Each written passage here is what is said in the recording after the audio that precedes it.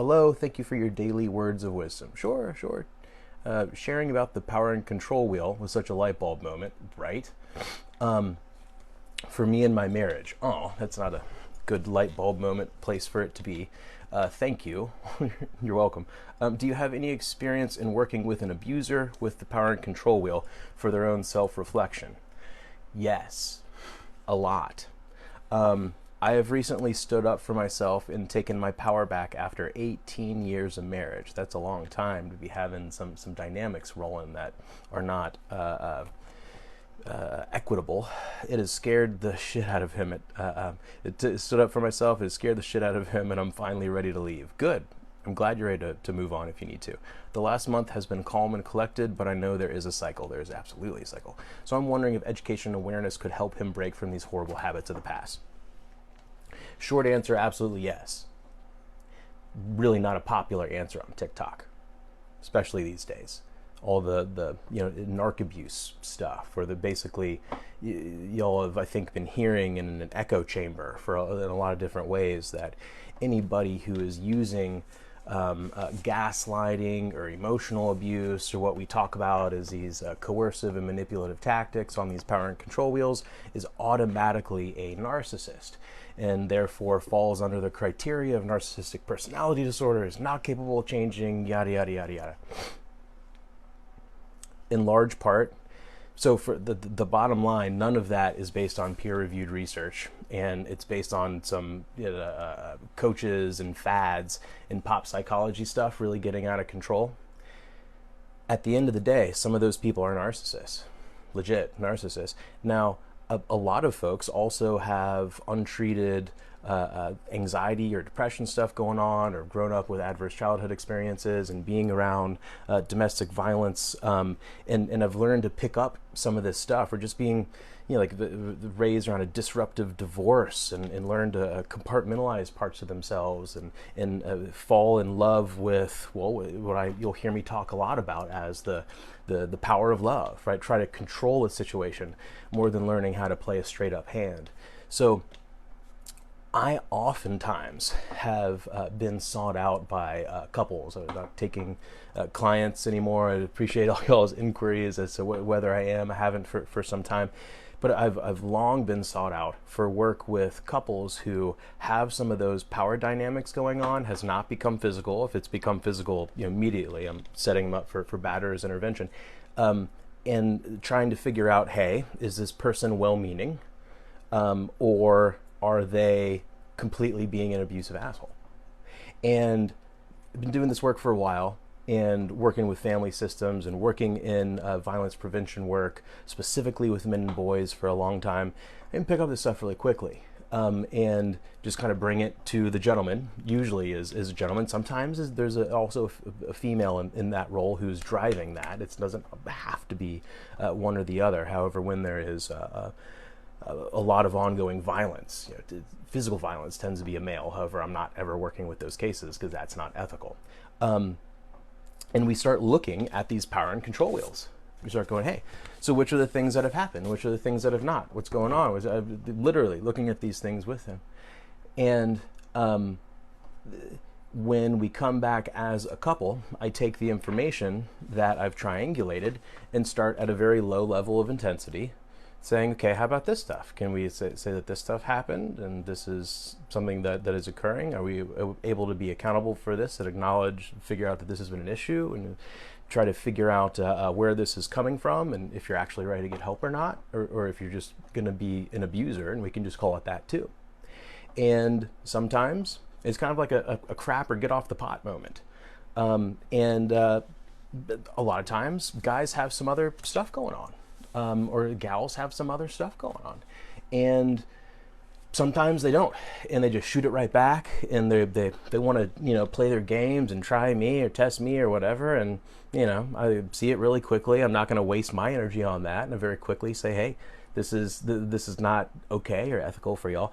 So there is absolutely a way. What I would suggest that you do is, if he's open to looking at some of this stuff, go to our website. We have some coaching plans that are really designed for men who are really uncomfortable with asking for help and are going to have a lot of this insecurity type issue going on, regardless of where it's coming from, and helping them see what they're doing in the lens of male privilege and start going through a social and cultural deconversion process of understanding safe and reasonable ways of doing these things, and also having very clear outlines for like, no, this is not okay, and these are the places that you have to heal from this stuff, and this is as far as this can go, but you really need to see a therapist in person if some of these things are happening.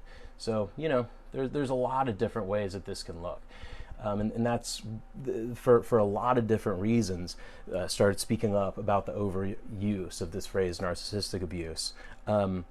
And, you know, again, for people who are victims of domestic violence, they're saying like go no contact, and that's the highest risk time of homicide.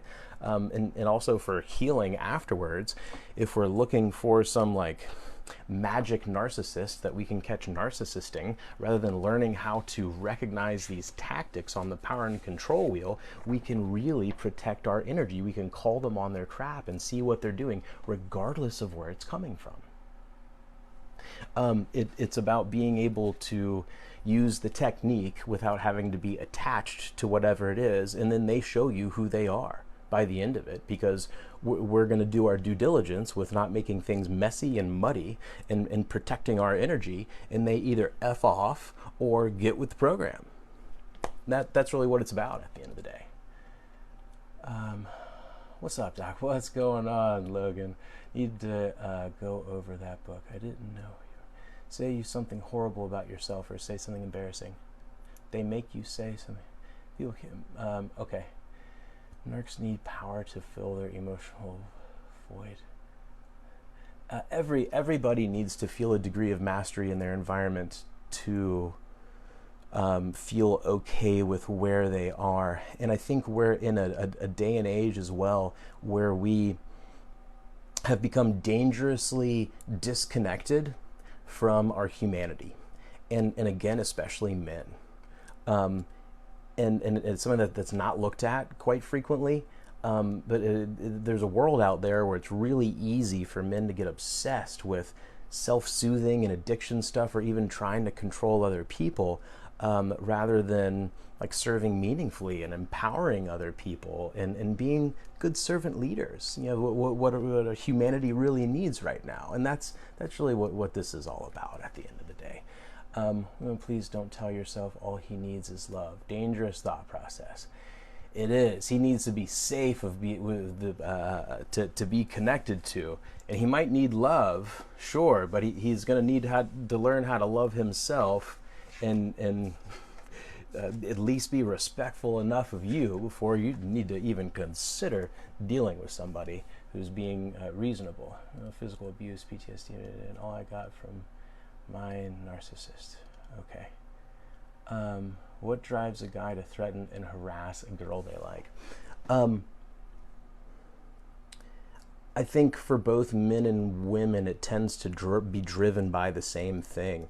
Is like a middle schooler who's insecure and then being a punk ass afterwards. It's their own insecurity. They're the same reason people bully anybody. And in our closest relationships, there's this really dangerous socially and culturally trained dichotomy for men and women, where men are generally taught, boys, to objectify what can get done and be productive and seem like we're filling something and getting somewhere, and well, meanwhile separating ourselves from our own humanity and not seeing other people as human. And then meanwhile, little girls are taught that being in a relationship and being validated by the relationship and the quality of the relationship is what your identity is going to be primarily based on. And then what starts happening is there's this dangerous imbalance to the relationship. There's has to be this divine balance between any kind of masculine, feminine energy, any kind of intimate energy in that space. There cannot be that kind of leverage occurring, and there's like men and boys are systematically trained in many ways to do coercive and manipulative stuff.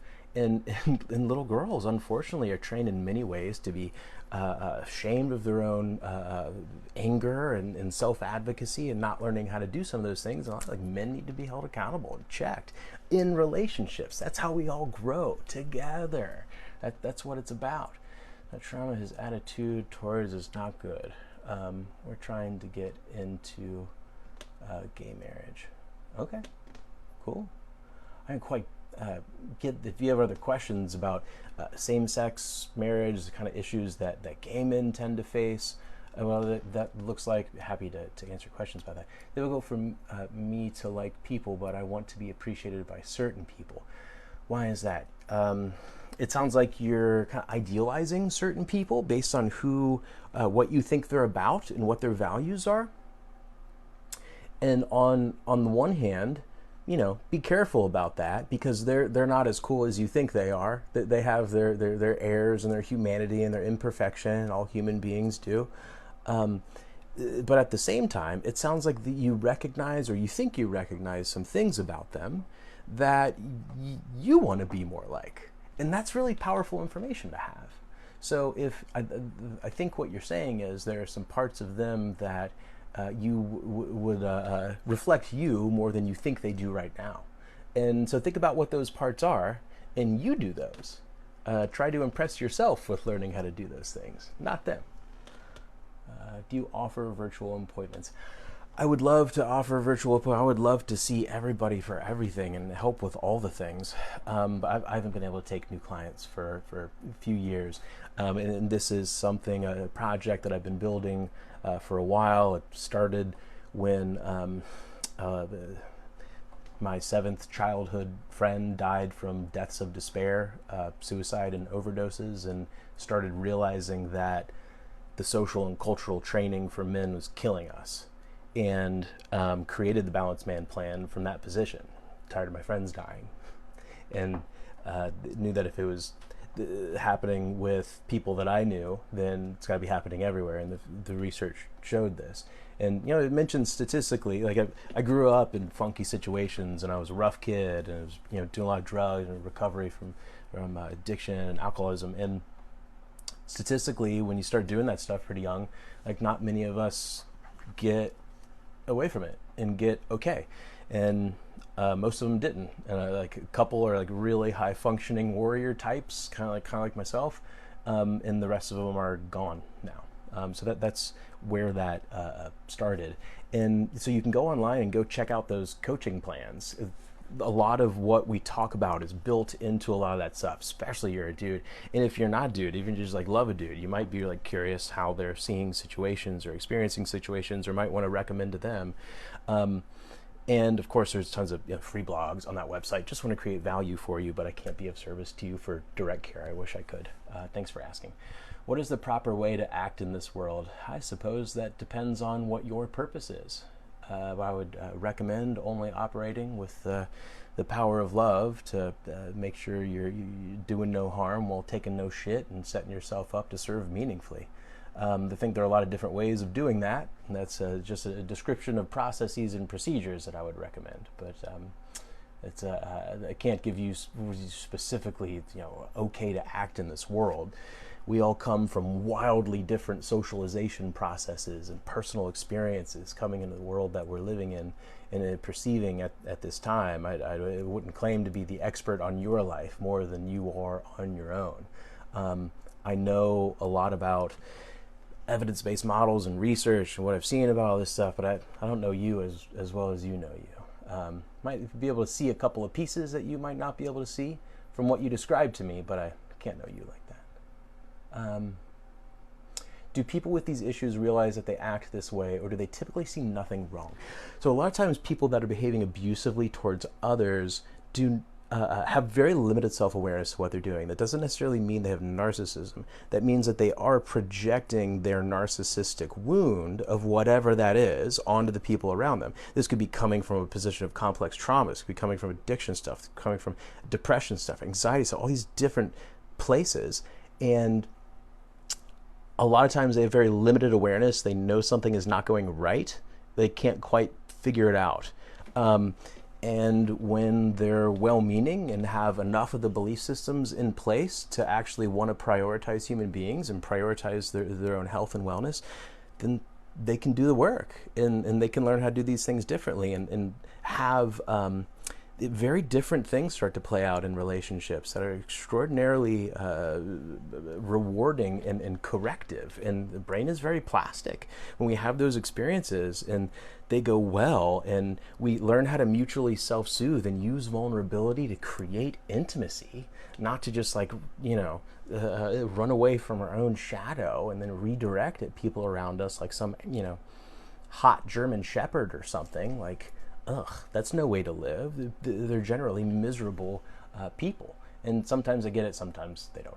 What makes someone codependent? Is it due to childhood trauma? How can they become independent? Great question. You become independent by learning how to set your own boundaries. Your own boundaries enable independence so you can avoid codependence. Now, generally we learn codependence. So codependency, I know on TikTok, codependence is very associated with this narcissistic abuse, like trauma bond thing. And the trauma bond phrase, totally used appropriately. Narcissistic abuse, not. A lot of times codependence, not used appropriately in the TikTok world.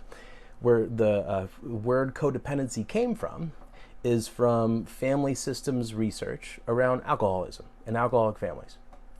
And this is, I found in my practice as a family therapist, working with addicts, alcoholics, also as a violence intervention work, that keeping this original framework in mind is tends to be the most helpful.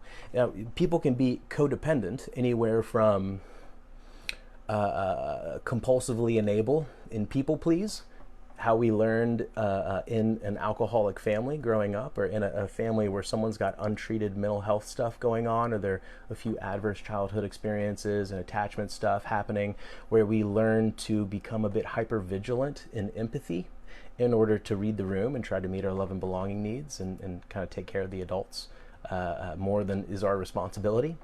And then when we get older, we are very parentified, and we are prime for the picking for somebody who is an underfunctioner and taker, whatever position that's coming from. Whether they have narcissistic personality disorder, whether it's antisocial personality disorder, it's even worse than that, whether they have anxiety, depression, addiction, whatever. And then a lot of times it gets compounded in those relationships. There's even more trauma, even more abuse. Sometimes it even goes into full-fledged domestic violence.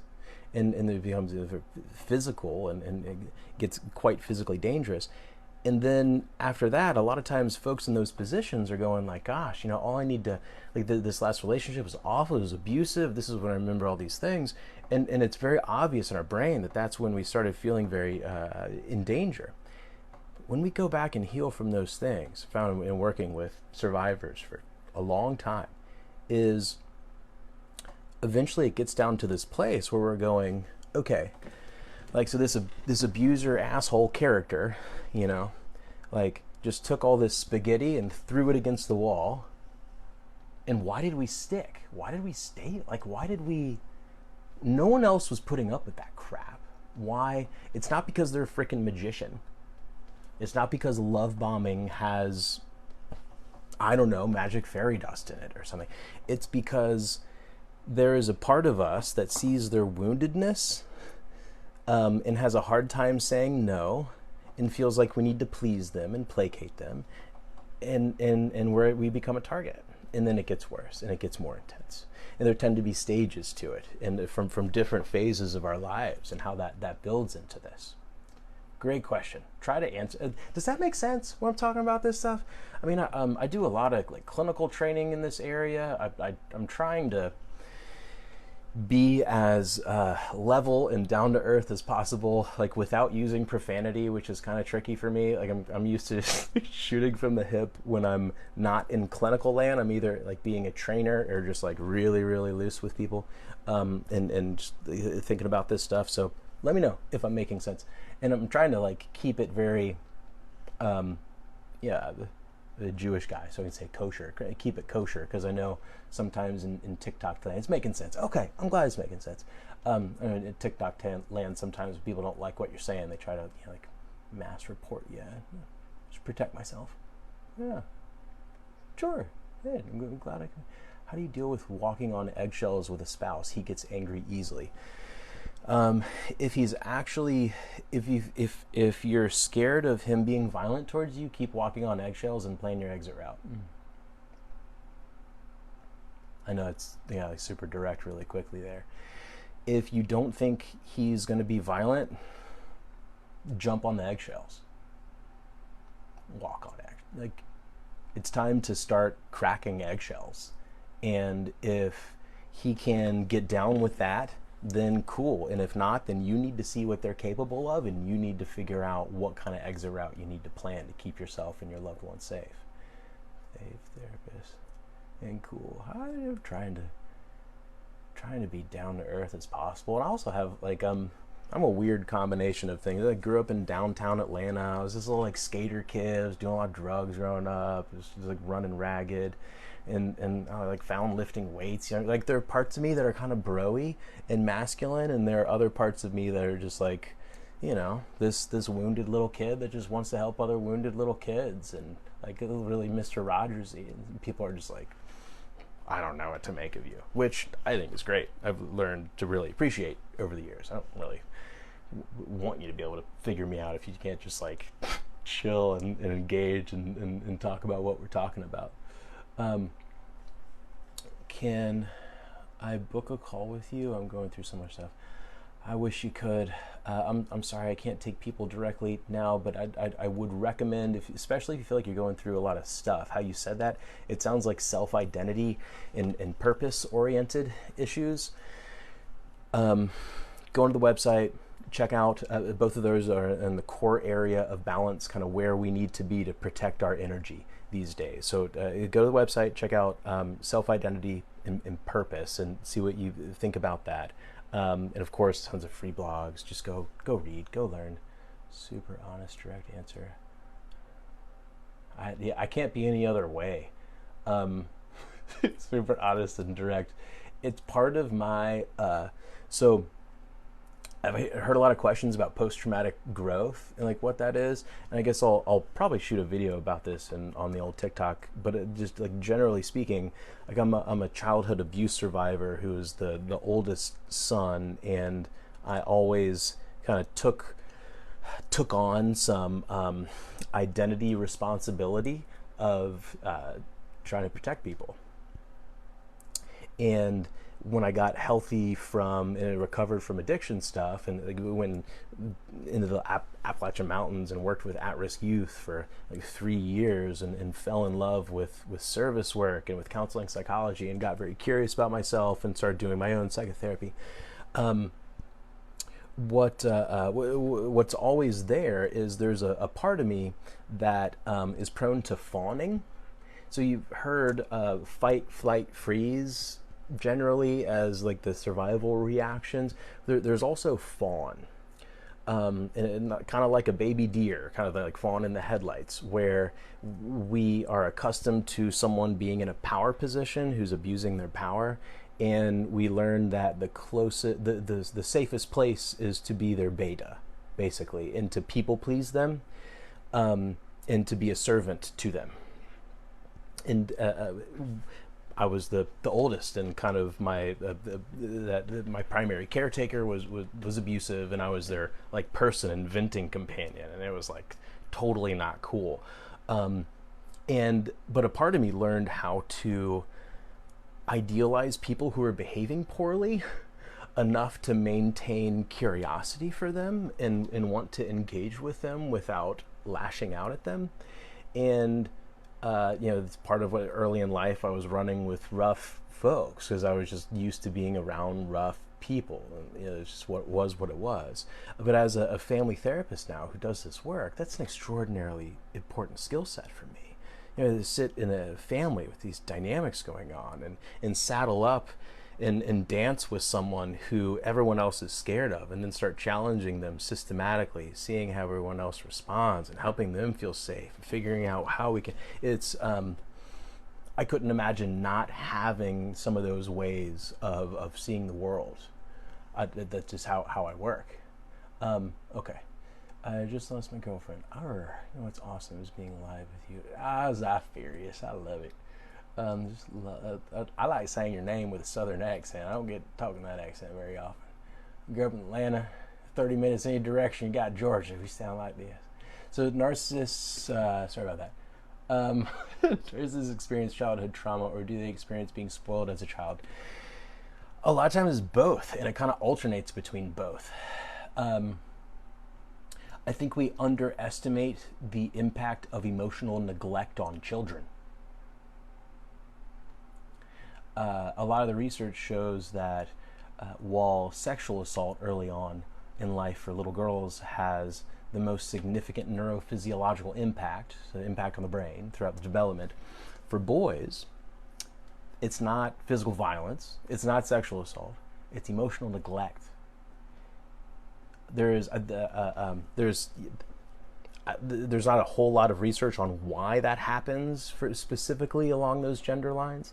I've got some hypotheses that it has to do with just androgens and fast twitch muscle, and if you've been a parent, a lot of times, or more often than not, every now and again you got a real scrappy little girl who's just like a little Simone Biles, who's just like But most of the time, it's little boys that are running around in circles, and little girls that usually a little bit more mellow. And generally speaking, this is because men and boys have more fast twitch muscle. We've literally evolved, and there's been evolutionary pressure on hunting and warring for eons, and we're left with a lot of that stuff. So what happens when there's not emotional attunement, which is systematically blocked socially and culturally in our culture for especially for men and boys, don't come back to me and you're ready to talk like a man, stop crying, all that BS, traditional manhood stuff. What it does is it teaches folks, it's like having working dogs that are kind of feral, that have never been imprinted, that have never learned their basic commands, and they can kind of redirect, really, and it's dangerous. It's not cool. And if anything, men are actually biologically tuned to be more emotional creatures, and we have to have more exposure to that vulnerability stuff as kids, so we can learn how to regulate all of that, because it's it can feel very big very quickly. Before letting go, accepting, I'm trying to do anything.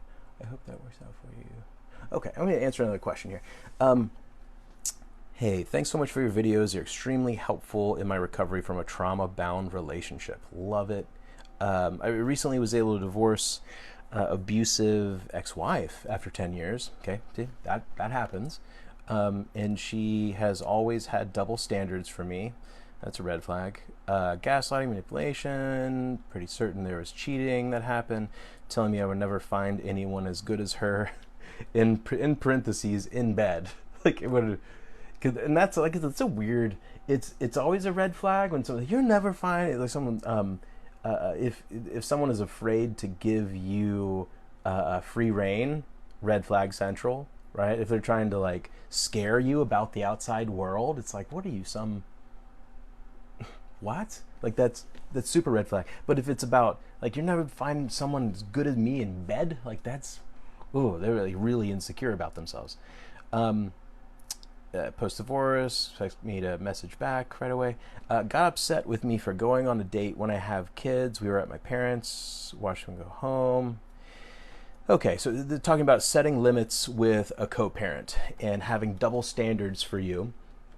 Go on a date, she gets angry with you, and she's allowed to do those things.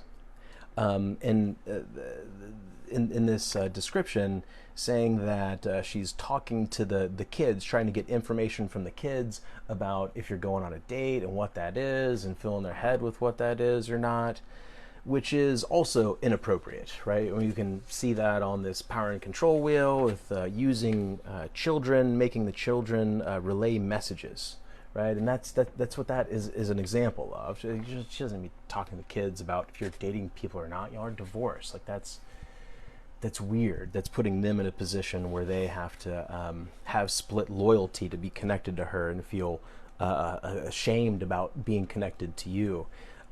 So what I recommend you doing is setting as many clear boundaries as you can and interacting as little as possible, not caring about what she's doing or why, and developing healthy relationships with your kids so that when it's time for them to talk to you about whatever it is they're experiencing, that they can come to you and do that. Think way less about her, think way more about them and yourself. See what I'm doing. I loved seeing all the support going on here between y'all in these spaces. That's just freaking awesome. Seeing this like cool supportive community go off, especially as I know a lot of us are, kind of getting ready for pandemic 2.0 or other shit is going on. And with that, sometimes comes with having less access to the outside world. So if this becomes more of a place where you feel comfortable with connecting with each other and checking in with each other, seeing what's going on, fucking honored to be a part of the journey. That's what it's all about, sharing the journey. We're all gonna die, man. We're just walking each other home. I'm sorry to get really dark with it, but I've shrink. I just thought about this stuff a lot. My bad. I'm not feeling dark about it. It's cool. I'm not scared to death, and I'm pretty happy that we're all walking each other home. I think that's a pretty beautiful way of thinking about it, how I try to think about it as often as I can. Savannah, Georgia. I love it. I once saw a Widespread Panic concert in Savannah, Georgia. Yes, I did. Graduated from the University of Georgia, Athens, Georgia. Grew up playing the bar scene. Played electric violin and some southern rock bands. That's how I paid the bills when I wasn't drinking at all on my bar tab. Those were also in the drinking years. Rhode Island, cool. I saw Guyana earlier, super cool. My wife did a Peace Corps stint in French Guyana, what used to be called French Guyana, I think now Suriname. She was a midwife's aide and was weighing and helping babies being born, and cool stuff. We met working in the woods together with at-risk youth. If I ever, people ever recognize, like if I ever get to like an award and I'm supposed to make a speech or something, I'm basically gonna call my wife up there and just be like, y'all thank her. Like, thank her. I'm too much. She's amazing. She's like saved me, so thanks. Can't stay, but hope I can listen another time. I have anxiety and depression. I'm fine. I'm sorry it's tough for you right now. I know there are a lot of acute stressors, and it is tough. Hey, family therapist, Detroit, Asheville, in the house. Cool. All right, let's get to the next one here. I need help. Cool. That's what we're doing. Sharing the journey. I fell in love with this girl. Well, that's sweet. She had her baby locked up for 3 years. That's not sweet. So the had her baby daddy locked up for 3 years. So the way it sounds like there's domestic violence, and she pressed charges, and he went to jail. And the narrative about it is that she had him locked up, which kind of speaks to trauma bond stuff, just FYI. I suffer from PTSD. Sorry. I've been there. I feel you. During the last year, me and her got a good connection. Okay. She told me she would leave him for me, but I wasn't sure that she would actually do that. Okay. I felt that when she got out, she would choose him over me. So I never went for it. Now that he's out, found out about me, and made her block me on everything. Yeah, that sounds like a domestic violence oriented relationship. And it seems like she forgot everything she ever told me. Nah, she's doing something else. She's stuck. I don't think this has very much to do with you. She said I made her the happiest. You probably did. Oh, this is starting to be sad. Um, Now she's telling me she loves me, loves her more. She's confused. Want to give her time, don't know what to do. Give her time. She she's she's in over her head, man. Um, and if anything, could you slip some power and control wheels under her door without him seeing them? And like love Johnny. Here's my number. Call me if you're ever safe again. Other spaces that you see her that you might be able to throw a rope and give some information or something. I don't know, without getting yourself in trouble. Like, this sounds like someone who's willing to take things to a certain level, which you got to keep yourself safe as well. So it sounds like you're going through it, at least. And as what I can hear, she certainly is too. What I would recommend for you is, again, going to the website, checking out the coaching plans around self-identity and purpose in your core areas. I think you should also check out the family plan, because I'm curious about where you came from and what that all looked like. You're seeking out somebody who is accustomed to being the submitter, the overfunctioner, the person who is willing to take not cool power dynamics from somebody. And it seems like you got really wrapped up with her. I'm curious what back hole you might be trying to fill, unconsciously, I'm sure. But checking out that family area in the core area as well. But I know these transitions are really difficult. Breakups are suck, but they're awesome transitions for growth. That's when we make room in our life, when someone is not good for us and we just know it's not going to work out. It is sad and it sucks, and you gotta grieve it. It's loss, and grief and loss, and like letting go for human beings is extraordinarily difficult. Always has been. We're fundamentally social beings. I think it's probably the reason Buddhism kind of starts with the concept of life is lost. Like, get with the program, just be happy with what you got right now. Like, there's a reason that's one of the first spiritual and faith-based traditions that really took off with human civilizations. And his loss is hard. So give yourself time, space to go through this.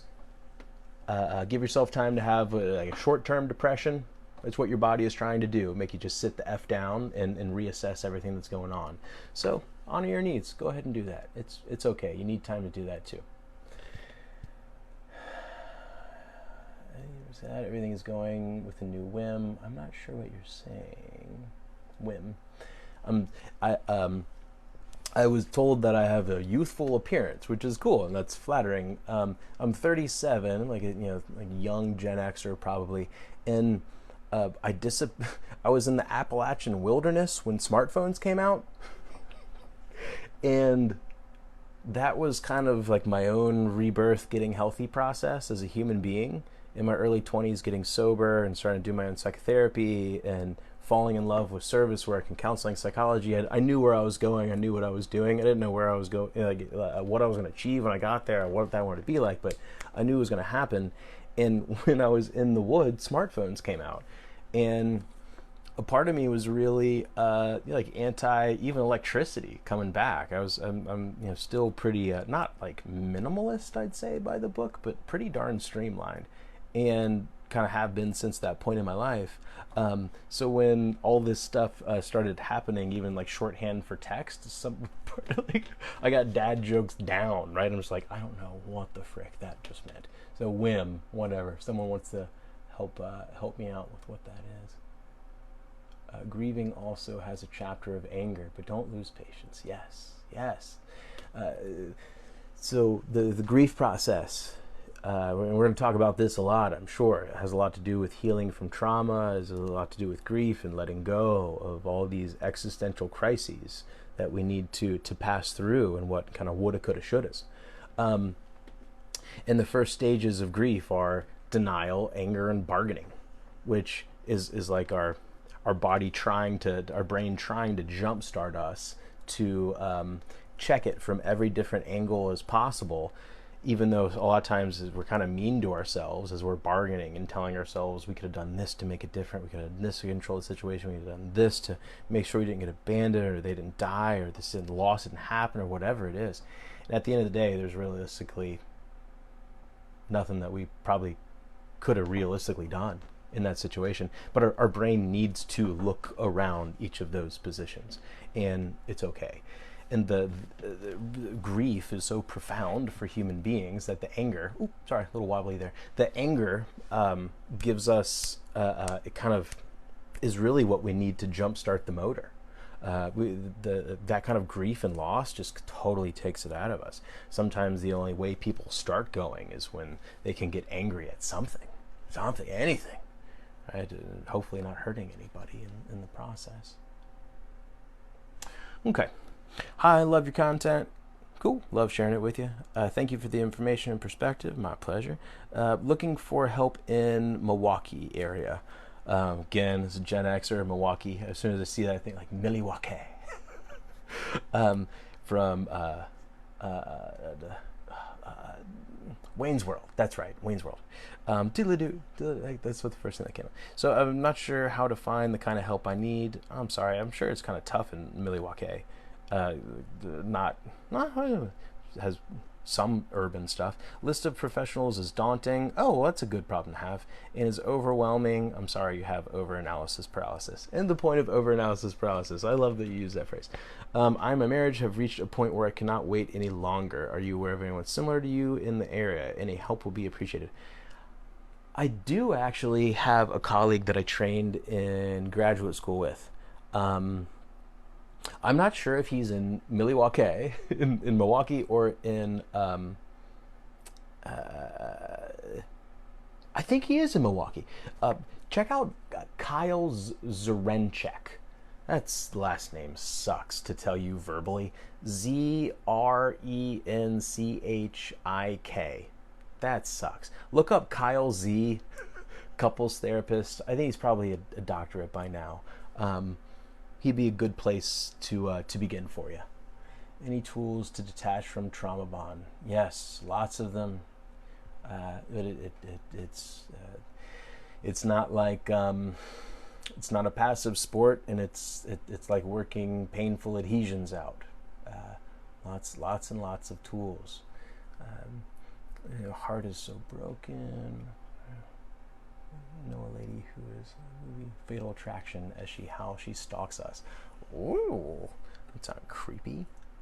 All right, we're gonna get to another question here. And again, as y'all are having questions about this stuff, feel free to kick it back out.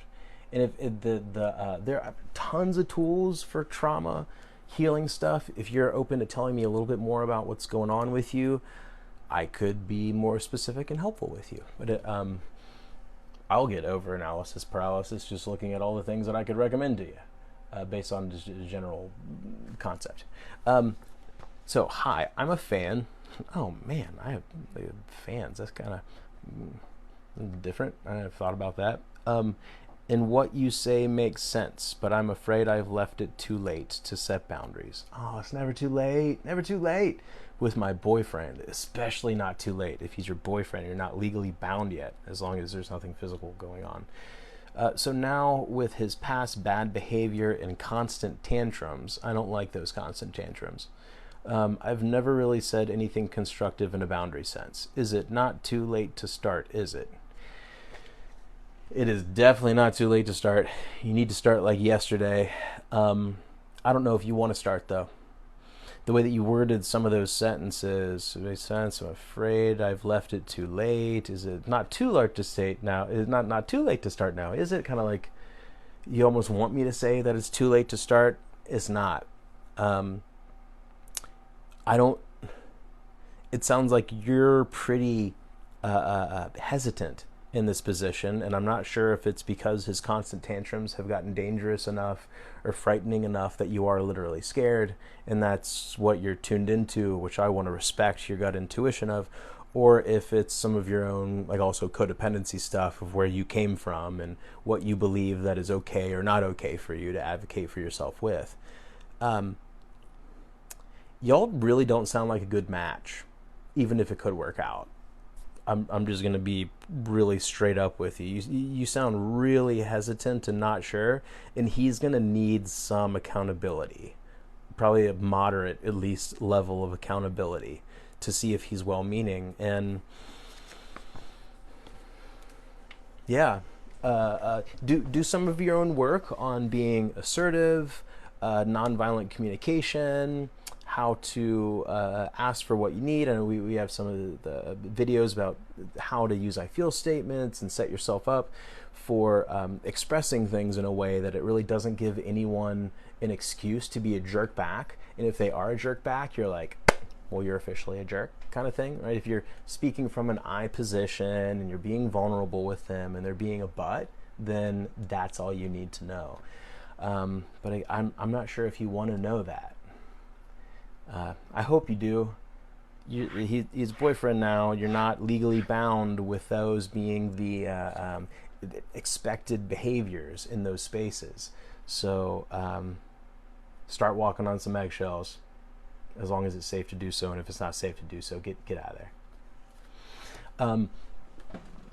To this that phrase that you've been hearing me use a lot, it's power of love and the love of power. I'll check that out. I think it's pretty dope. Of this yin yang with the take no shit, mine with do no harm. Check those out on the website. Always 20% of our proceeds go straight to suicide hotline. Want to put our money where our mouth is. So and just try to create images and ideas that match what we're talking about, so you can take that power out there with you. Like, be reminded about it when you're like washing your hands. Be like, yeah, take no shit, do no harm. Yeah, that's how I'm rocking. Power of love, not the love of power. Got another one of our shirts on right now. It says "Human Up." Tired of we gotta all do all of it. Anyway, keep rocking. Get another one of these questions here. I'm going to check these real quick to make sure that I'm answering all those questions. I want to make sure that I'm being of service to you and creating value for you. Got really sick friends, walked away. I can't do what I used to do. I agree you can't do what you used to do. I trust your gut. And if they walked away, people who are not meant for you will not understand how you move. When you're growing, some different ways that you will function will be different. If they can't get down with that, they can't be down with the new vibration, you might have to leave them behind. It's sad, and it's stuff to move through. I want to minimize it. It's a part of the process, though, sometimes. Some days when I'm in the store, my anxiety is so bad I can't get my words out. I get embarrassed. Yeah, Yellowstone girl, that happens. First, Yellowstone girl. I love that area of the country. I haven't been out west in a minute. Can't wait till all this stuff is done. I need to go just disappear in Yellowstone for a while, I think. So the anxiety paradox. This is super tough. So anxiety tells us it's like all this adrenaline and epinephrine gets dumped out into our bloodstream that is designed to be associated with perceived threat, right?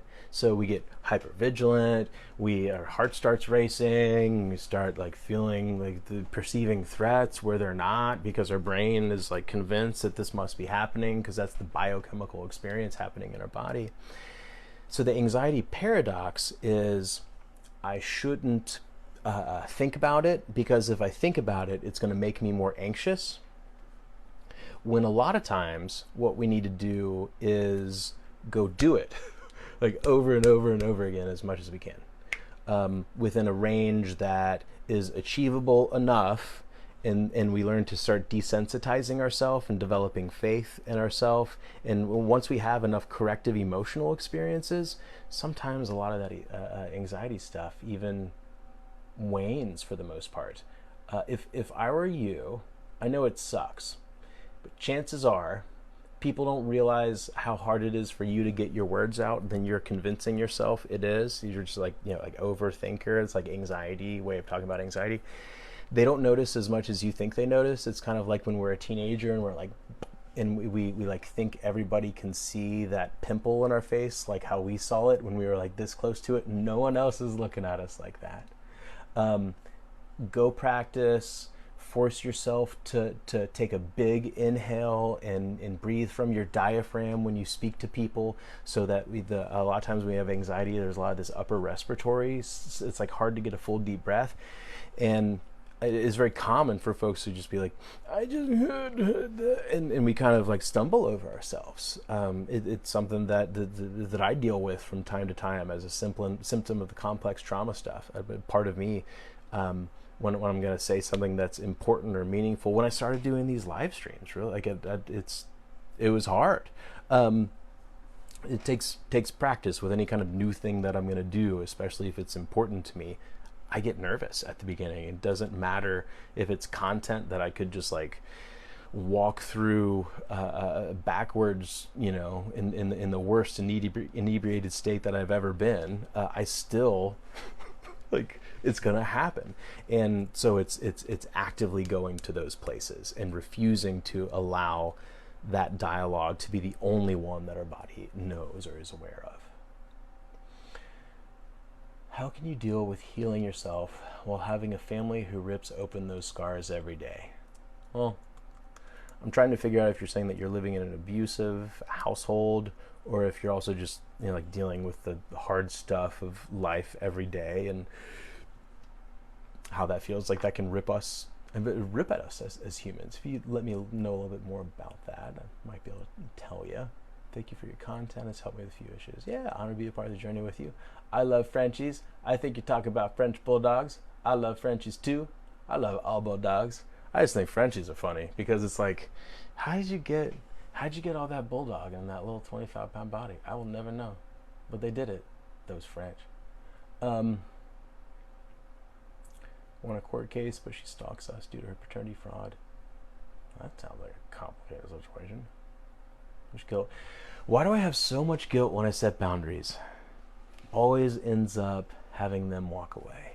Let's talk about that.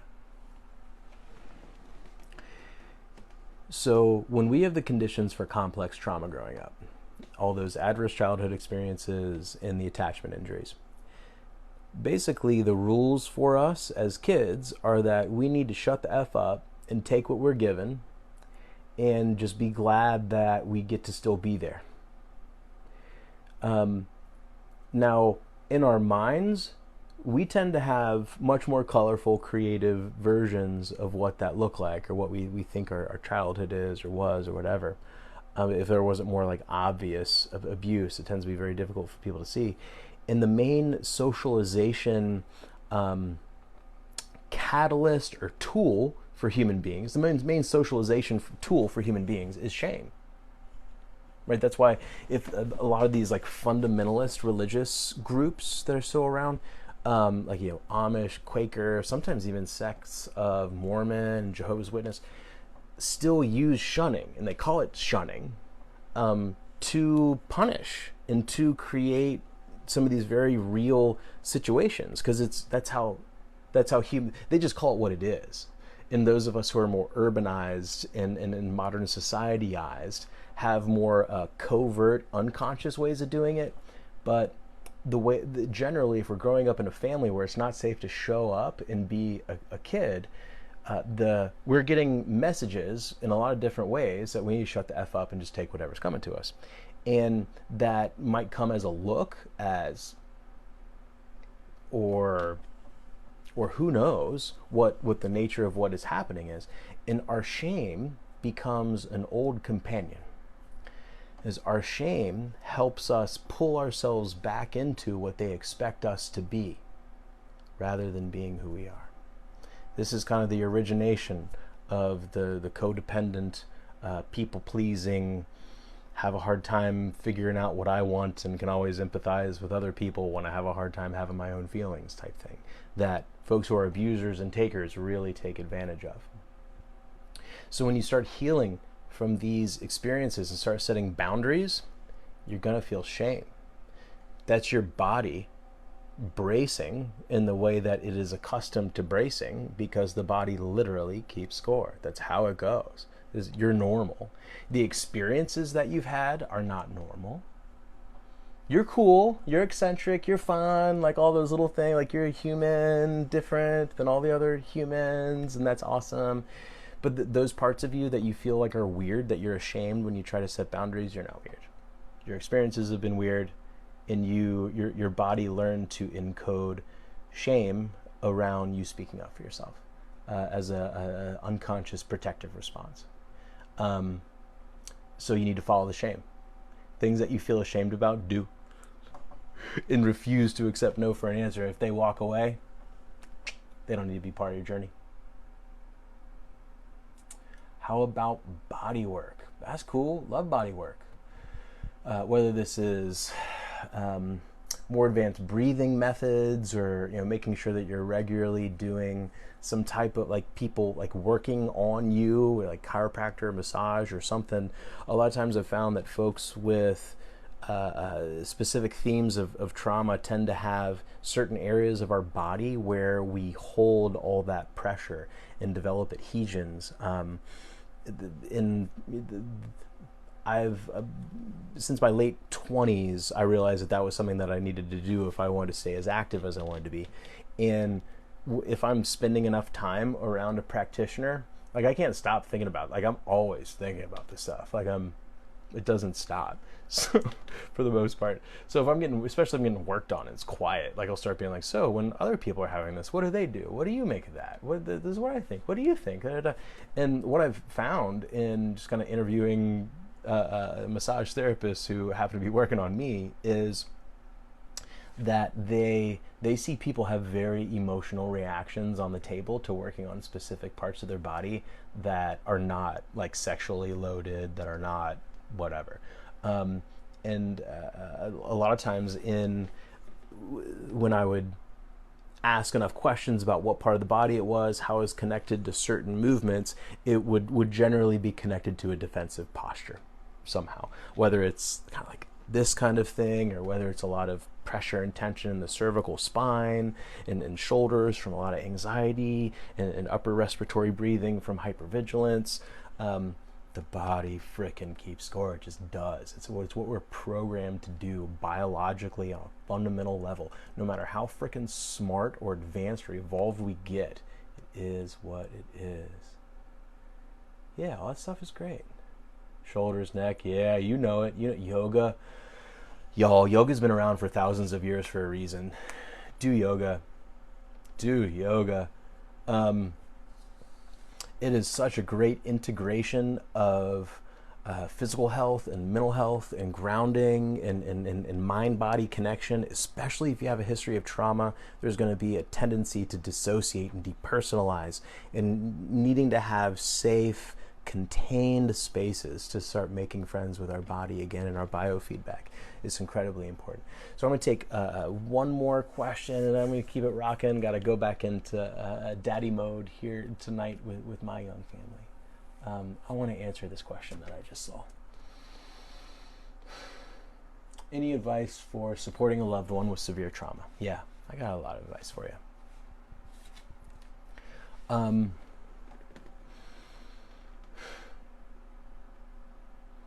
Be patient with them, hold them accountable, be very overt with your gestures of love towards them. People that have had more severe trauma are going to really get in their heads very quickly about their own perceived lack of worth and value. Something that is standard operating procedure for folks who are healing from trauma stuff is, when you take all of it away, when you get down to the bottom of the hole of all the experiences, and we regulate everything and it's all suspended, what tends to be left is this shame response running in a negative feedback loop that won't stop. And it's our that old companion, that part of us that had to always convince ourselves that we were not worthy of love, and that's why all these things were happening. So they're going to need constant reminders that they are worthy of love. And especially if you're asking as a female partner to a male partner, it might be or like feel awkward for you to say some of those things in a softer way to them. I would encourage you to visit them, to try to do it. I think a lot of times, even though we know the vulnerability is important and connection, especially with like men, whatever, a lot of times we make the assumption that part of helping them feel safe and tough is by not checking in about vulnerable things. Check in about the vulnerable things. I think they would appreciate that. All right. Well, I'm going to keep it rocking here for the evening. I love doing these live streams. We're going to keep doing these live streams. Keep signing on. Check out what we got going on the website. There's a lot there. And again, 20% of everything goes straight to the suicide prevention lifeline. I'm going to continue rocking as we're doing on TikTok. Having a ton of fun with y'all. And serving how I serve. And enjoying sharing the journey with all of you. Walking each other home, right? So please keep your body healthy. Keep your mind aligned with your purpose and your people. Peace.